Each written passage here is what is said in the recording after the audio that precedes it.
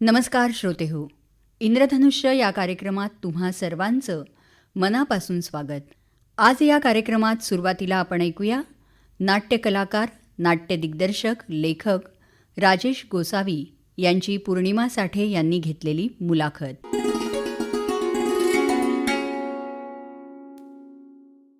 नमस्कार श्रोतेहो, अभिनय, लेखन, दिग्दर्शन, विविध अभिनयाच्या स्पर्धा असतील, विविध स्पर्धांचं परीक्षण असेल, तसंच एक चांगला हाडाचा शिक्षक, अनेक अर्थांनी आपण ज्यांची ओळख सांगू शकतो असे हरहुन्नरी कलाकार राजेश गोसावी आज आपल्या स्टुडिओमध्ये आलेले आहेत.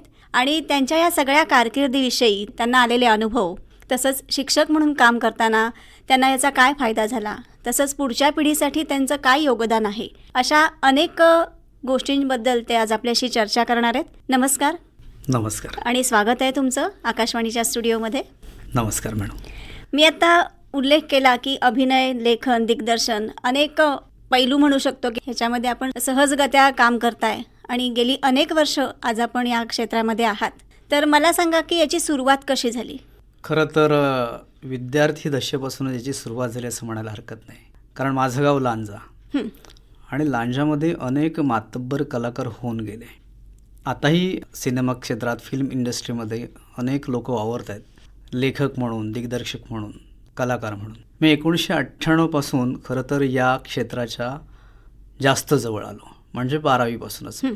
आमच्या गावामध्ये केदारलिंग नाट्य मंडळ आणि हनुमान नाट्य मंडळ 50 वर्षाहून अधिक कालावधी तिथे फक्त नाटकंच होतात. अर्थात ती उत्सवाची नाटकं होतात, पण ही नाटकं म्हणजेच आमचा अभ्यास होता. कारण या नाटकांमधून आम्हाला बरंच काही शिकायला मिळालं आणि तिथून खऱ्या अर्थानं या क्षेत्राचा श्री गणेशा झाला. अगदी खरं आहे. आपण नेहमी म्हणतो की गावातले जे उत्सव आहेत ते, मला वाटतं हे पहिलं सांस्कृतिक केंद्र म्हणायला हरकत नाही. कारण स्टेजवर उभं राहण्याचं डेअरिंग जे आपण म्हणतो ते, मला वाटतं तिथंच कुठेतरी ती बीजं रोवली जातात. अगदी बरोबर. म्हणजे मॅडम, मी DEdला असताना प्राध्यापक अविनाश फणसेकर आणि ज्येष्ठ रंगकर्मी श्रीकांत पाटील यांच्या हाताखाली पहिलं नाटक केलं, तळहातीच्या नाजूक रेषा. खरं तर त्यावेळेला नाटकातला न देखील कळत नव्हता, पण आवड असली की सवड मिळते ह्या उक्तीचा आधार घेऊन नाटक पाहणे, नाटक करण्याचा प्रयत्न करणे किंवा लिहिण्याचा प्रयत्न करणे, ह्या सगळ्या गोष्टींमधून एक एक पाऊल पुढं पडायला लागलं. आणि हे करत असताना मग त्यावेळेला आकांक्षा प्रतिष्ठान नावाची आम्ही तरुणांनी एक संस्था स्थापन केली. त्या संस्थेचे अध्यक्ष गुरुप्रसाद देसाई, राजेंद्र धावणे, ॲडव्होकेट सुमंत वागधरे, अशी खूप मंडळी होती. आणि इथे खऱ्या अर्थानं माझ्यातला कार्यकर्ता घडला. यात नाटक फार नाही व्हायचं, पण नृत्य असेल, स्किट असतील, एकांकिका असेल, या गोष्टी तिथं व्हायच्या. आणि हे 7-8 वर्ष सलग सुरू होतं.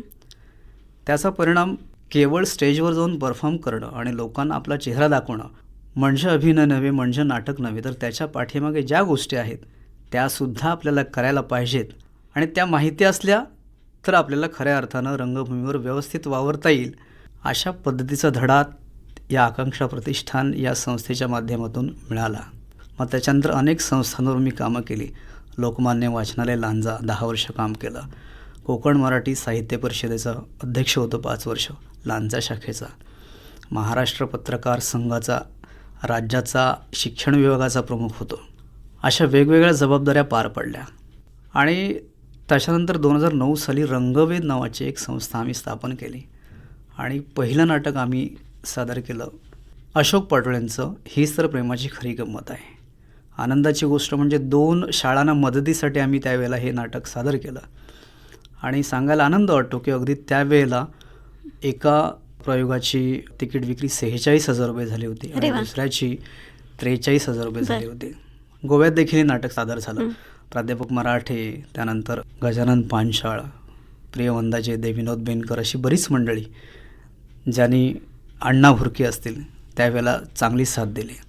कालांतराने कामाचा व्याप ह्या सगळ्यातून थोडं या संस्थेचं काम थांबलं आणि 2013 साली संस्कृती फाउंडेशन नावाचं पुन्हा एक संघटन मी सुरू केलं, ज्याचे अध्यक्ष गौतम कांबळे आहेत, उपाध्यक्ष संतोष मेत्रे आहेत.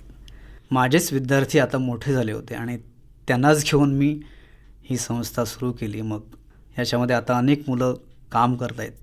स्वप्नाली पांचाळ असेल, श्रद्धा सावंत असेल, पालवी गोठणकर असेल, योगेश शेटे आहेत, विनोद बेनकर आहे, राहुल तोडकरी, संतोष शेटे, कितीतरी नावं घेता येतील. ही मुलं तयार झाली. आता हे सगळं हा इथपर्यंतचा प्रवास करताना एवढा सोपा नव्हता. मुळात लांजा हे साधारण 30-32 हजार वस्तीचं खेडेगाव वजा शहर आहे. बरोबर. आणि अशा ठिकाणी अशा प्रकारची झेप घ्यायची, उडी मारायची एवढं सोपी गोष्ट नक्कीच नव्हती. नक्कीच. कारण अनेक गोष्टी आपण म्हणतो की शहरामध्ये सहज उपलब्ध असतात आणि त्या गोष्टींसाठी संघर्ष हा गावात करावा लागतो. तुम्हाला काय काय अनुभव आले? अशा वेळेला आपण आपल्या कामावर विश्वास ठेवला पाहिजे. स्पर्धा असते किंवा कधीतरी असं होतं की आपल्या गुणांचा देखील एखाद्याला हेवा वाटू शकतो. त्यावेळेला आपला संयम महत्त्वाचा आहे. माझं काम करण्याची पद्धत अशी आहे की माझ्यासोबत जोपर्यंत तुम्ही आहात तोपर्यंत मी तुम्हाला सोबत घेऊन जाणार. तुम्ही माझा हात सोडलात तर मी तुम्हाला फार विचारणार नाही. कारण मला स्वतःला विश्वास आहे की मी एखाद्याला सोबत नेलं तर मी त्याचं नक्कीच भलं करणार, त्याचं नुकसान नाही करणार. त्यामुळे माणसं तुटण्यापेक्षा जोडत गेली जास्त. आणि काही असे हात असतात की ज्यांना कळत असतं की हा मुलगा काहीतरी वेगळं करण्याचा प्रयत्न करतो आहे.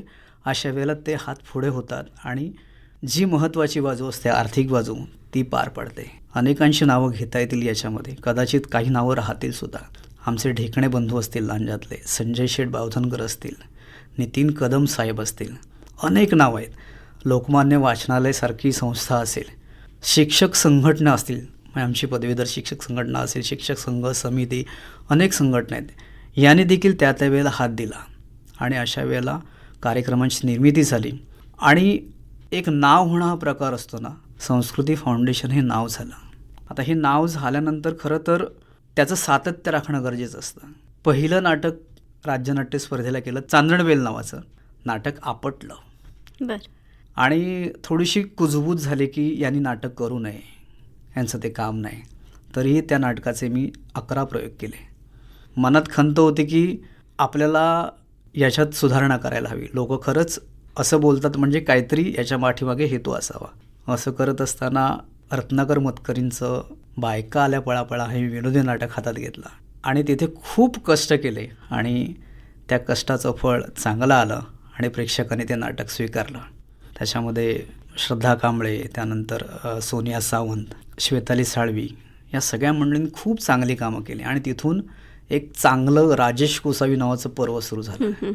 म्हणजे जे मगाशी तुम्ही म्हणालात की चांदणवेल हे नाटक पडलं, पण अपयशी यशाची पहिली पायरी हे, आणि ते तुम्ही खूप पॉझिटिव्हली घेतलं. हा 2013 सालापर्यंतचा प्रवास, त्यातला मधला गॅप मला थोडासा सांगायचा राहिला.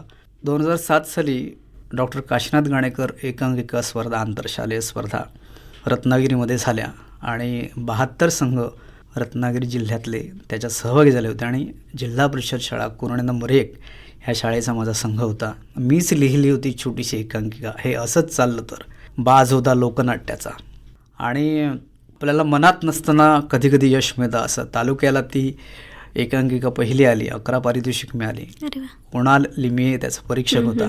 आणि जिल्ह्याला भरत जाधव, रमेश वाडकर, राजन पाटील ही मंडळी एकांकिका पाहायला होती. तुडुंब प्रेक्षागृह भरलं होतं, रत्नागिरीचं सावरकर नाट्यगृह. आणि ही खेडेगावातली मुलं त्यांनी परफॉर्म केला. एकाला अभिनयाचं पारितोषिक मिळालं आणि संपूर्ण एकांकिकेला विशेष उल्लेखनीय एकांकिकेचं पारितोषिक मिळालं. त्यावेळेस असं वाटलं की आपण लेखन करू शकतो, आपण दिग्दर्शन करू शकतो. आणि तिथून मग माझा लेखनाचा प्रवास सुरू झाला की आपल्याला काहीतरी लिहायला येऊ शकतं. हे करत असताना रत्नागिरीमध्ये स्थिर झालो, इथे भाड्याने राहायला आलो आणि मग इथल्या रंगकर्मींची ओळख झाली आणि मग थोडासा विस्तार वाढला. जेव्हा विचारांची देवाणघेवाण होते, आपल्यासोबत चांगली माणसं असतात, त्यावेळेला आपल्यामध्ये ती प्रगल्भता येते. आपल्यालासुद्धा 4 चांगल्या गोष्टी सुचू लागतात. हे सगळं होत असताना महाराष्ट्र टाइम्समध्ये बनी तो बनी नावाचा एक लेख आला होता, जो सामाजिक लेख होता. आणि त्या 50 ओळीच्या लेखांवर मी बनी तो बनी नावाची एक स्क्रिप्ट लिहिली, एकांकिका लिहिली आणि त्याचं स्वरूप प्रायोगिक होतं. एकांकिका वाचल्यानंतर स्थळ कुठलं आहे, वेळ काय आहे, ठिकाण काय आहे याची कल्पना प्रेक्षकांना येणार नाही, अशा पद्धतीचं लेखन करण्याचा मी प्रयत्न केला. मातब्बर लेखक डॉक्टर श्रीकृष्ण जोशी यांनी त्या एकांकिकेला पहिला शेरा मारला आणि अत्युत्तम लेखन म्हणून त्यांनी प्रशंसा केली. त्यानंतर रमेश कीर कला अकादमीचे प्रदीप शिवगण सर यांनी देखील त्या लेखनाला शाबासकी दिली आणि सर्व स्तरावरून त्या एकांकिकेचं कौतुक झालं. लेखनाचं कौतुक झाल्यानंतर ती स्टेजवर येणं गरजेचं होतं. नक्कीच. मग ती स्टेजवर आणली गेली. रंगऊर्जा नावाचा रत्नागिरीतल्या तरुण रंगकर्मीने एक मध्ये महिन्याला एक असा एक उपक्रम घेतला होता. त्याच्यामध्ये ती सादर झाली. तिथे ती फार सोसोस सादर झाली. त्याच्यानंतर ओणीमध्ये एक राज्यस्तरीय एकांकिका स्पर्धा होती. तिथे मी प्राथमिक फेरीला ती एकांकिका नेली आणि ती तिथून बाहेर काढली गेली. कारण सामाजिक एकांकिका होती, थोडीशी प्रक्षोभक होती आणि म्हणून तिथून ती बाहेर काढली गेली. थोडंसं मनाला खचल्यासारखं झालं आणि मुंबईमध्ये आवाज नावाची एक एकांकिका स्पर्धा डिक्लेअर झाली. माझा सहकारी नंदू जोवेकर आणि मी दोघं लीड करत होतो एकांकिकेला. नंदू म्हणाला की आपण मुंबईत ट्राय करूया सर. म्हटलं दादा करूया ट्राय. म्हणून मुंबईच्या प्राथमिक फेरीला 40 एकांकिका होत्या आणि आम्ही ती एकांकिका सादर केली. सकाळी इथून निघालो, दुपारी 1:30 वाजता पोहोचलो. उपाशीपोटी आम्ही ती प्राथमिक फेरी केली आणि तिथे त्या एकांकिकेचं नाव झालं. अंतिमला आम्ही सिलेक्ट झालो आणि अंतिम फेरी रवींद्र नाट्य मंदिरला होते. खूप लोक आले होते. खूप चांगली एकांकिका सादर झाली. सांघिक बक्षीस मिळालं नाही, परंतु त्या ठिकाणी मला विशेष लक्षवेधी अभिनेत्याचं पारितोषिक मिळालं. आणि तिथून एकांकिकेचा प्रवास सुरू झाला. ऑल ओव्हर महाराष्ट्र त्या जिथे तिथे स्पर्धा करायला मिळतील 31-32 स्पर्धा केल्या आणि सर्वच मुलांना अभिनयाची, मला लेखनाचं, मला अभिनयाचं, संगीतमध्ये, प्रकाश योजनेमध्ये सगळ्यांना एकूण 23 ते 24 पारितोषिक मिळाले. म्हणजे त्या एकांकिकेचा सुद्धा एक संघर्षमय प्रवास झालेला होता. आणि मग त्याच्यानंतर संस्कृती फाउंडेशनच्या माध्यमातून आपण वर्षाला एक नाटक करायचं, त्यात नवीन मुलं आणायची, त्यांना शिकवायचं, त्यांना उभं करायचं आणि ही चळवळ चालू ठेवायची. अशा पद्धतीचा एक डोक्यात विचार आला. तसं गेल्या 7 वर्षात संस्कृती फाउंडेशन म्हणून वेगवेगळ्या नाटकांचे महाराष्ट्रावर 97 प्रयोग झाले. वा. आणि या 97 प्रयोगातून अनेक मुलं तयार झाली, जी आता अनेक वेब सिरीजमध्ये, मालिका, चित्रपटांमध्ये, पथनाट्यांमध्ये आपलं नाव कमवत आहेत आणि कमवलेलं आहे. ही बाजू असताना लांजासारख्या ठिकाणी तसा फार स्कोप नाही. मग डोक्यात आलं की आपण काहीतरी संगीत विषयकचा सुरू करूया. म्हणून आषाढ एकादशीला खडा टाकावा म्हणून आम्ही म्हटलं आषाढ एकादशी संगीत संध्या करूया. असंच ठरलं. एकत्र आलो. रत्नागिरीतले काही मित्र वादक म्हणून बोलवले आणि 6चा टाईम दिला. 5:30ला पाऊस सुरू झाला. आता कोणी येणार नाही असं फर्म झालं, परंतु 6:10 संपूर्ण हॉल भरलेला होता. अरे वा. त्यावेळेला तो आनंद, ते आनंदाश्रू होते अर्थात ते.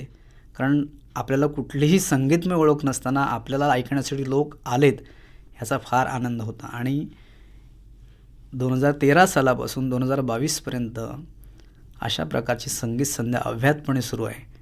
मग आम्ही पुन्हा थोडंसं धाडस केलं, दिवाळी संध्या करायची. मग सुरुवातीला हॉलमध्ये आम्ही करत होतो. मग माझा विचार आला की आपण ओपन करूया. लोक येतील ना येतील काही माहीत नाही. म्हणून कीर्ती महलचं स्टँडसमोरचं पटांगण आहे, जिथे 1000 लोक बसू शकतात, त्या पटांगणात आम्ही संगीत संध्या करायला सुरुवात केली. हे करत असताना स्थानिक कलाकार 50-60-70% आणि मातब्बर कलाकार 30-35% असा मिलाप घेऊन तो कार्यक्रम सुरू झाला. आणि त्या कार्यक्रमाला देखील उत्तम यश मिळालं. 1000च्या वर लोक त्या ठिकाणी संगीत संध्या ऐकायला यायला लागले, विचारायला लागले. आणि सर्वात महत्त्वाची गोष्ट जी मला अत्यंत आनंदाने सांगावीशी वाटते की ज्या दिवशी संगीत संध्या दिवाळीची असेल संस्कृती फाउंडेशनची, त्यावेळेला इतर कुठलाही कार्यक्रम लांजात नसतो आणि सगळे लोक त्या ठिकाणी संगीत संध्या पाहायला येतात. हा लोकांनी ठेवलेला आपल्यावरचा विश्वास आहे. खरंच आहे. त्यामुळे ही गोष्ट मनाला खूप आनंददायी वाटते की आपण काहीतरी करतोय, त्याचे परिणाम चांगले होत आहेत आणि जे मनापासून करतोय त्याला लोक प्रतिसाद देखील छान देत आहेत. आत्ता तुम्ही पथनाट्य असेल, लेखन असेल, दिग्दर्शन, एकांकिका सादरीकरण आहे आणि आत्ताच उल्लेख केला त्याप्रमाणे संगीत संध्या, तर अशा वेगवेगळ्या प्रकारांमध्ये काम करताना नेमका फरक काय जाणवला किंवा काय आव्हानं समोर आली? फरक तर नक्कीच आणि आव्हानं तर नक्कीच समोर आली. बेसिक आव्हान असतं ते आर्थिक आव्हान, की कोणतीही गोष्ट करत असताना जेव्हा लोकांना आपण ते आनंदासाठी देत असतो आणि मोठ्या मोठ्या शहरांमधून कदाचित प्रवेशिका असतात, परंतु लोकांच्या मनात आम्ही चांगलं करतो हे रुजवण्यासाठी लोकांना कन्व्हिन्स करायला लागतं. तसं कन्व्हिन्स करावं लागलं काही ठिकाणी पहिल्यांदा. परंतु ज्या वेळेला पूर्णपणे ज्याला म्हणतो आपण रुजणं जे झाल्यानंतर लोकांनी विश्वास टाकला की ही मुलं, ही मंडळी चांगल्या पद्धतीने काम करतायत. सगळी सोंग आपल्याला करता येतात, पण पैशाचं सोंग करता येत नाही. आम्ही एक गोष्ट चांगली केली की कुठेही पावत्या फाडून आम्ही कोणाकडे गेलो नाही. त्यामुळे बऱ्याच लोकांनी प्रेमाने मदत केली. अगदी 10-12 लोकांच्या मदतीवर कार्यक्रम व्हायचे आणि अजूनही होतात, भविष्यात होत राहतील. फक्त एक डोक्यात राहतं की हे करत असताना आपण ज्यांच्यासाठी करतो आहोत त्या मुलांनीसुद्धा याचा गांभीर्याने विचार करणं गरजेचं आहे. कधीकधी अशी भावना निर्माण होते की माझ्याकडे सगळं आहे म्हणून आपल्याला बोलवत आहेत, किंवा माझ्यामुळे हे सगळं चाललं आहे आणि मी नसेन तर असं होणारच नाही. हा गेल्या अनेक वर्षांचा माझा अनुभव आहे. परंतु अशी प्रवृत्ती मी शिल्लक ठेवली नाही, चांगल्या अर्थाने शिल्लक ठेवली नाही, की ते कधीतरी तटस्थ मार्गाने त्याला जाणीव करून देणे, किंवा त्याला काही वेळ शांत बसवलं की त्याला अंदाज येतो की नाही, आपल्याला कुठे दुसरीकडे संधी नाही, असली संधी गमावता कामा नये. मला वाद करणं आवडत नाही, संवाद करणं आवडतं. त्यामुळे माझा कधीही कलाकारांशी किंवा माझ्या संपर्कात असलेल्या कुठल्याही व्यक्तीशी वाद झाला नाही. कारण माझं सांगणं असं असतं की हे संघटन आहे, व्यक्ती तितक्या प्रवृत्ती, अनेक विचार समोर येतात आणि संघटन असतं त्यावेळेला, किंवा आपण जेव्हा मॉबमध्ये उभं राहतो आणि आपण एखादं छायाचित्र काढलं, आपल्या हातात त्याची प्रिंट पडल्यानंतर पहिल्यांदा आपण आपला चेहरा कुठे आहे तो पाहतो. संघटनामध्ये तसंच असतं आणि ती नैसर्गिक बाब आहे.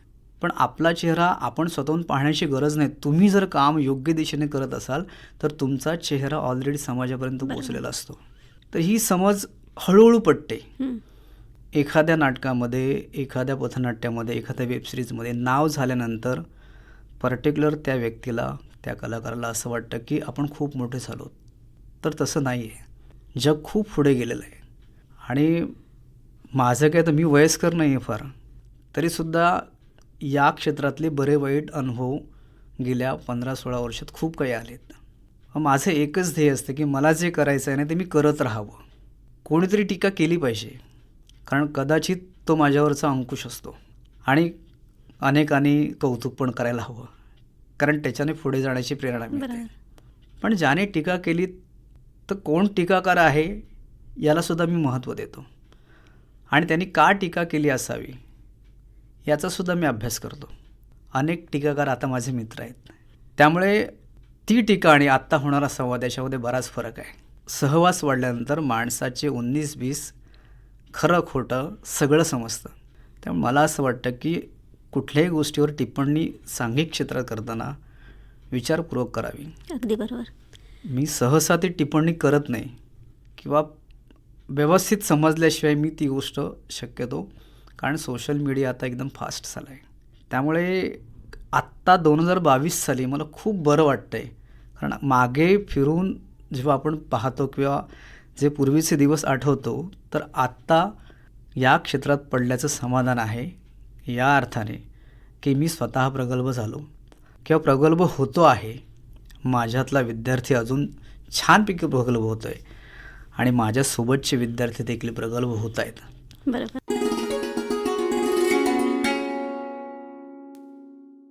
नाट्यकलाकार, नाट्य दिग्दर्शक, लेखक राजेश गोसावी यांची पौर्णिमा साठे यांनी घेतलेली मुलाखत आत्ताच आपण ऐकलीत. आज या मुलाखतीचा भाग पहिला आपण ऐकलात. या मुलाखतीचा उर्वरित भाग आपण ऐकणार आहोत दिनांक 24 मेच्या इंद्रधनुष्यच्या कार्यक्रमात. श्रोतेहो, यानंतर ऐकूया प्रशांत शेलटकर यांच्या काही कविता. या कवितांचं वाचन केलंय पौर्णिमा साठे यांनी.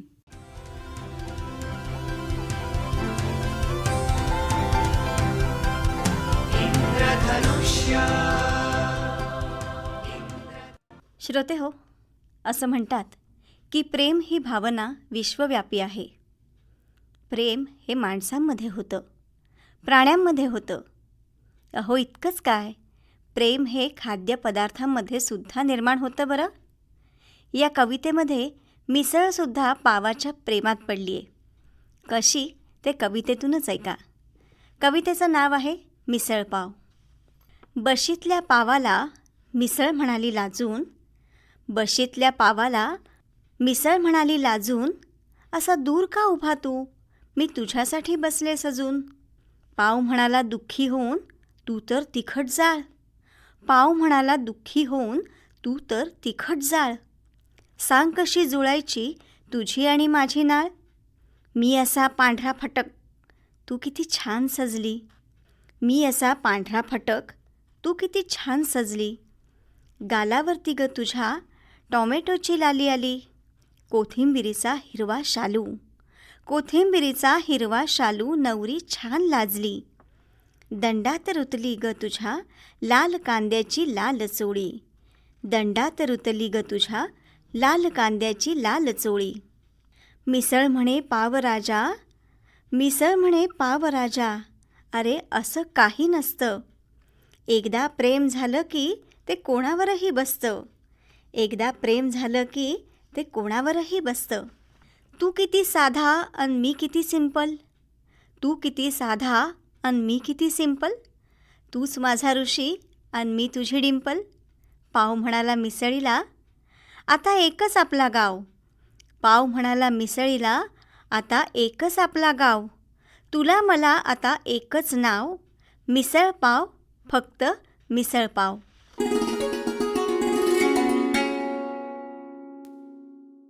श्रोते हो, रात्रीची झोप पूर्ण व्हावी, एकदम फ्रेश होऊन आपण दरवाजा उघडावा आणि पहाट वाऱ्याची सुखद झुळूक आपल्याला बिलगावी. भोवतालात सोनेरी रंगांची बरसात झालेली असावी. धुक्याची दुलई बाजूला करून बालरवीने खुदकन गाली हसावं. बस, सुख म्हणजे नेमकं काय असतं आणि हे सुख एकदा सोन सकाळी उठून पाहायला हवं. कविता आहे सोन सकाळ. पहाट सरली तसे उतरले किरणांचे धरेवर पक्षी. पहाट सरली तसे उतरले किरणांचे धरेवर पक्षी. रंगबावरी जणू उषा निघाली घटमेघांचे घेऊन कुक्षी. रंगबावरी जणू उषा निघाली घटमेघांचे घेऊन कुक्षी. सुगंध पेरित हलका हलका मंद मंद हा वाहे वारा. सुगंध पेरित हलका हलका मंद मंद हा वाहे वारा. चुकून थबकला क्षितिजावरती कुठे एखादा चुकार तारा. कुठे एखादा चुकार तारा. टपटप थेंब अंगावरती झाडे वेली चिंब चिंब. टपटप थेंब अंगावरती झाडे वेली चिंब चिंब. तिथे दूर क्षितिजावरती बालरवीचे उबदार बिंब. ऐकू येती कुठे रावळी द्विजगणांचे मंत्र सुमंगल. ऐकू येती कुठे रावळी द्विजगणांचे मंत्र सुमंगल. अन आम्रवृक्षी दुजा द्विजांची, अन आम्रवृक्षी दुजा द्विजांची अखंड चालली मधुर दंगल. अखंड चालली मधुर दंगल. जशी कुणी सुस्नात नववधू तुळशीला घालते पाणी, तशी येते सोन सकाळही रोजच माझ्या अंगणी. रोजच माझ्या अंगणी.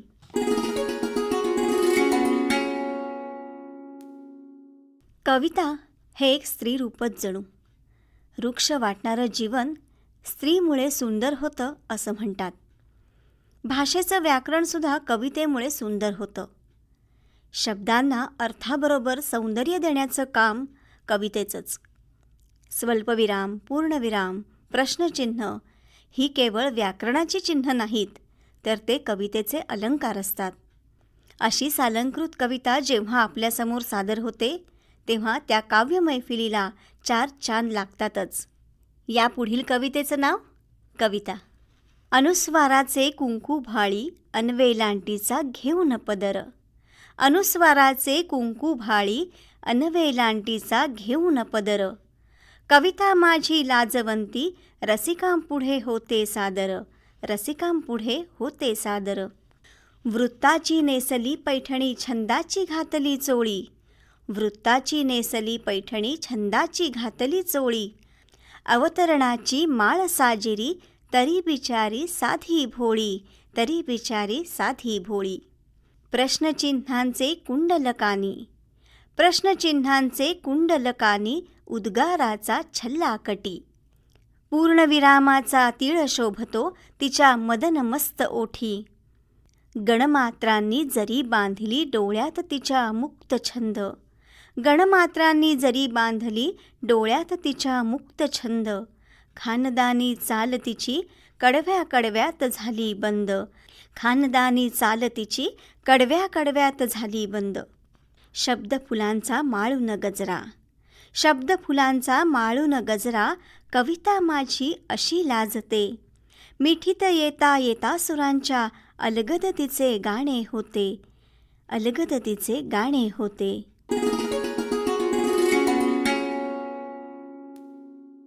श्रोते हो, प्रेमात पडणं ही एक अत्यंत सुंदर गोष्ट आहे आयुष्यातली. म्हणतात ना, प्यार किया नहीं जाता हो जाता है. तसंच प्रेम ही करण्याची गोष्ट नाही, ती होण्याची गोष्ट आहे. प्रेम माणसाला हसवतं, रडवतं, अबोल माणसाला बोलकं करतं, बोलक्या माणसाला मुग्ध करतं. प्रेमाला शब्द नसतात, ते नजरेने बोलतं, आणि जेव्हा नजर बोलते तेव्हा प्रेम जन्माला येतं. कवितेचं नाव आहे प्रेम जन्मते तेव्हा सुंदर. ओल्या कातर हळव्या जखमा, ओल्या कातर हळव्या जखमा, त्यावर तुझी हळुवार फुंकर. काळीज होई हलके हलके, प्रेम जन्मते तेव्हा सुंदर. काळीज होई हलके हलके, प्रेम जन्मते तेव्हा सुंदर. कधी येते हसू अवखळ, कधी गाली आसू ओघळ, कधी येते हसू अवखळ, कधी गाली आसू ओघळ. हरवून जातो जीव बावरा, प्रेम जन्मते तेव्हा सुंदर. प्रेम जन्मते तेव्हा सुंदर. जीव गुंततो असा तुझ्यावर, जसा चकोर भुले चंद्रावर. जीव गुंततो असा तुझ्यावर, जसा चकोर भुले चंद्रावर. गुंतून पडतो जेव्हा भ्रमर, प्रेम जन्मते तेव्हा सुंदर. प्रेम जन्मते तेव्हा सुंदर. जेव्हा एकांती बोलते नजर, दाटून येतो कंठ अनावर. जेव्हा एकांती बोलते नजर, दाटून येतो कंठ अनावर. तू बोलतेस जेव्हा डोळ्यातून, प्रेम जन्मते तेव्हा सुंदर. प्रेम जन्मते तेव्हा सुंदर.